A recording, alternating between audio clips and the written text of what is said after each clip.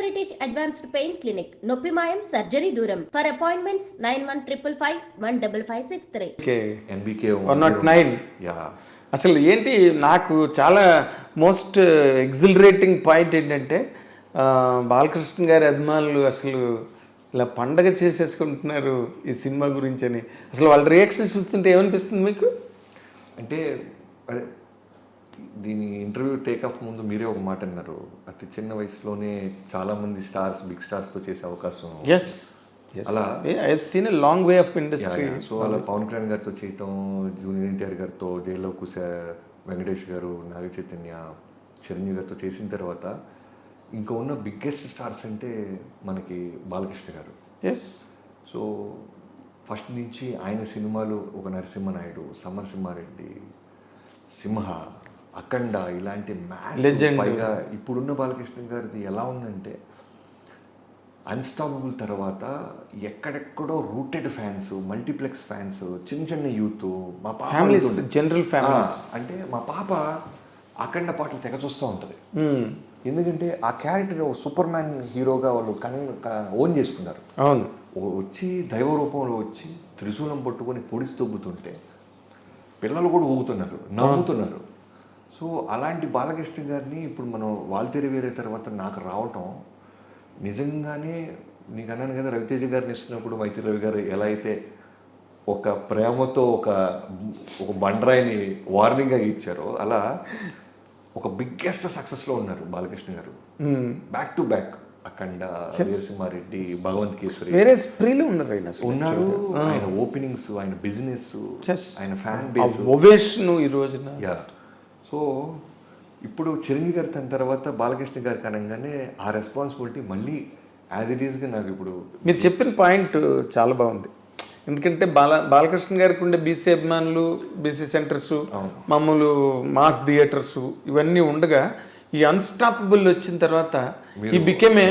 మీరు మంచి మాట అన్నారు. నేను ఈ కథ రాసినప్పుడు నా ఫస్ట్ మేము ఒక వర్త్ లాగా తీసుకుంది ఏంటంటే, ఫస్ట్ లైన్ మేము స్క్రిప్ట్ రాసినప్పుడు బాలకృష్ణ గారితో project take off before, Balakrishna గారికి ఉండే మ్యాసివ్ బీసీ సెంటర్ అభిమానులు ఓట్ బ్యాంక్ లాగా fan base as it is ఉంటుంది. మాస్ థియేటర్స్ బాబీ తీసినా ఇంకా ఎవరు తీసినా ఆ ఫ్యాన్ బేస్ వస్తుంది. అది బ్యాంక్, అది బ్యాంక్.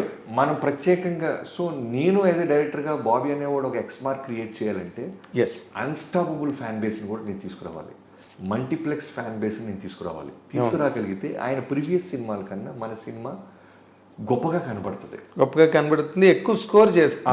అంటే రికార్డ్స్ అని నేను మాట్లాడను, ఎక్కువ థియేటర్ రిలీజ్ అని నేను మాట్లాడను. బట్ ముందు సినిమా కన్నా మన సినిమా ఏం చేసాం, మనం ఏం పీకామని మాట్లాడుకుంటే మల్టీప్లెక్స్ యూత్ని, యంగ్స్టర్స్ని విజిలేపించాలి. బాలకృష్ణ గారు ఫైట్స్ చేస్తే చూసాం, బాలకృష్ణ గారు ఎమోషన్ చేస్తే చూసాం. ఎందుకంటే 100 సినిమాలు పై చేసేసాడు ఆయన కూడా. అవును. సో కత్తి మీద సాము చిరంజీవి గారితో బాలకృష్ణ గారితో చేయటం అనేది కత్తి మీద సాము. ఎందుకంటే అన్ని అవతారాలు చూసేసారు ఫ్యాన్స్. అవును. కొత్తగా నేను కథ చెప్పలేను. అవును. ఓన్లీ థింగ్ ఏంటంటే వాళ్ళకున్న క్వాలిటీస్ అన్నీ ఉంచుతూ బాబీ అనేవాడు ఇది కూడా చూపించాడు అనేది, నేను ఏం చేయగలను అనేది హోంవర్క్ ఎక్కువ చేశాం.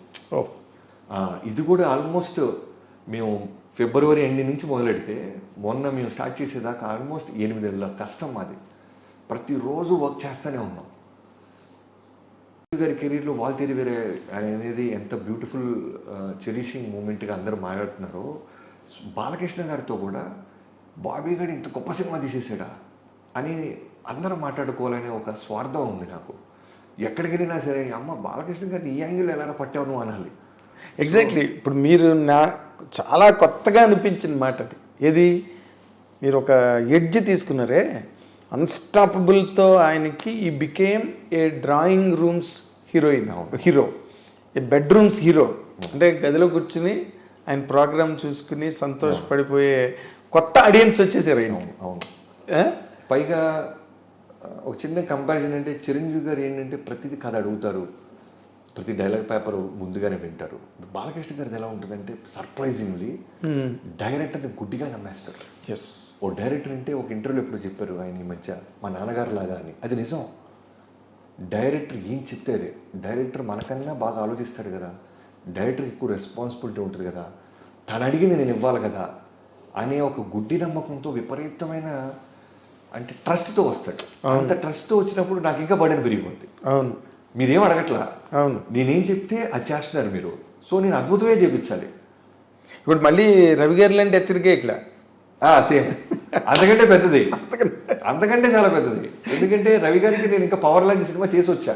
అవును, బాలకృష్ణ గారితో ఫస్ట్ సినిమా నాకు. ఫస్ట్. సో ఖచ్చితంగా ది బెస్ట్ బ్లాక్ బస్టర్ ఇవ్వాలి. ఎస్. రెవెన్యూలు ఎంత చేసినాయి ఇవన్నీ పక్కన పెడితే థియేటర్ నుంచి బయటికి వెళ్ళేవాడు బాబన్నా ఏం చూపించావన్నా మా బాలయ్య బాబుని అని అనాలి. ఎస్.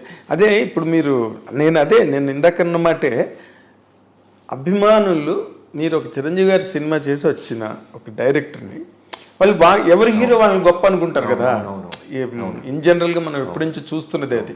అలాంటిది ఒక చిరంజీవి గారికి ఒక రవితేజ గారికి వాళ్ళిద్దరికీ కలిపి ఒక సినిమాని ఒక పెద్ద బ్లాక్ బస్టర్ ఇచ్చి ఇప్పుడు బాలకృష్ణ గారి దగ్గరికి వచ్చారు అనగానే వాళ్ళు ఎక్కడ మీ దగ్గర ఆ తేడా, ఆ వ్యతిరేకత ఏమి ఫీల్ అవ్వకుండా మోర్ ఓవర్ ఎక్కువ హ్యాపీనెస్ ఫీల్ అవుతున్నారు.